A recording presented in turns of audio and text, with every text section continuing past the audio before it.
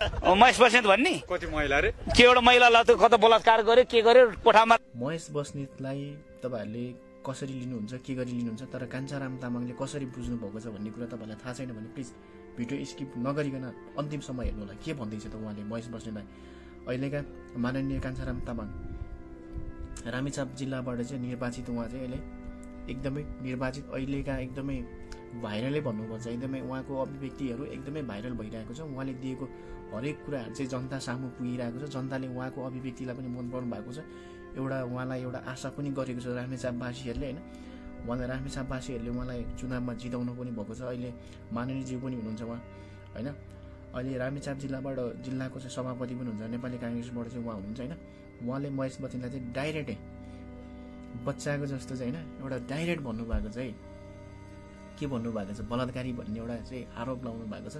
साँच्चीकै तपाईँहरूलाई महेश बस्नेत बलात्कारी हो होइन तपाईँहरूले कमेन्ट बक्समा चाहिँ गर्नुहोस् होला कमेन्ट पोस्ट गर्नु होला र थोरै हामीले यो भिडियो थोरै मात्र अलिकति हेरौँ है त ल। महेश बस्नेत कुरो छोड्दै त्यो बच्चा त्यो अब बच्चा आयो गुलेली खेला मटेर नाच भने त्यो महेश बस्नेत एउटा आयो गुलेली खेलायो मटेर सत्यनाश यति कडासँग यति मजाले भन्नुभएको छ यार। मलाई चाहिँ उहाँको यो शब्दमा चाहिँ एकदमै म यो धेरैपटक यो क्लिप सुने होइन सामाजिक सञ्जालमा एकदमै भाइरल पनि भयो।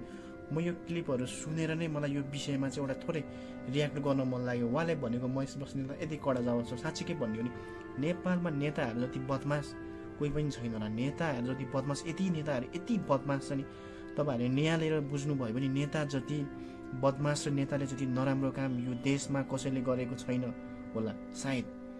यति धेरै बदमास छ तपाईँहरूले बुझ्नु भएको छैन। म त किनभने त्यो ठाउँ पार गरेर आएको मान्छे हो। त्यो भएर भिडियो कस्तो लाग्छ सेयर गर्नु होला एकदमै। साँच्चीको भने नेता जति यति बदमास छ नि यति बदमास छ यहाँ मैले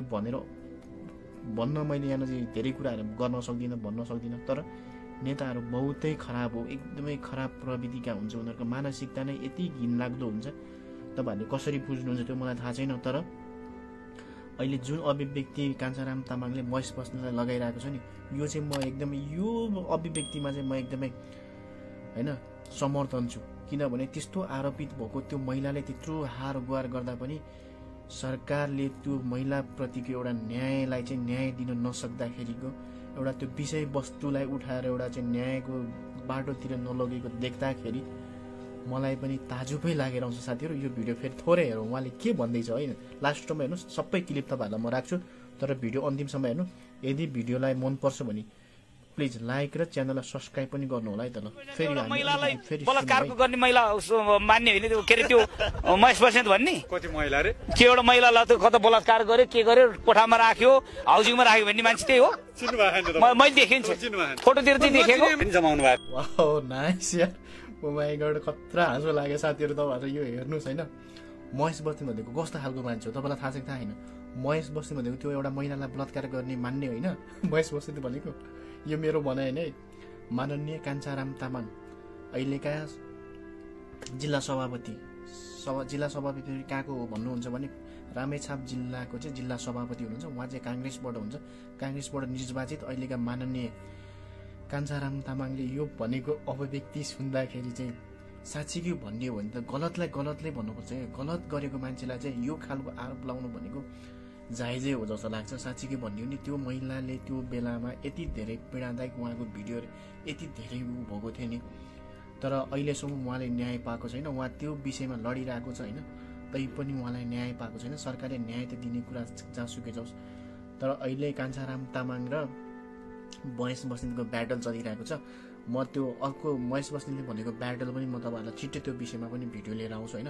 अहिले यो कान्छाराम तामाङले भनेको महेश बस्नेत भनेको त्यो एउटा बलात्कारी होइन भन्ने यो शब्द चाहिँ होइन यति भाइरल भएको छ सोसियल मिडियामा होइन। तपाईँहरूलाई के लाग्छ भिडियो अझै हेर्दै जानु। अझै भिडियो एकदमै राम्रो छ अझै आरोप धेरै नै छ साथीहरू सुनेर साथ दिनु होला है त ल।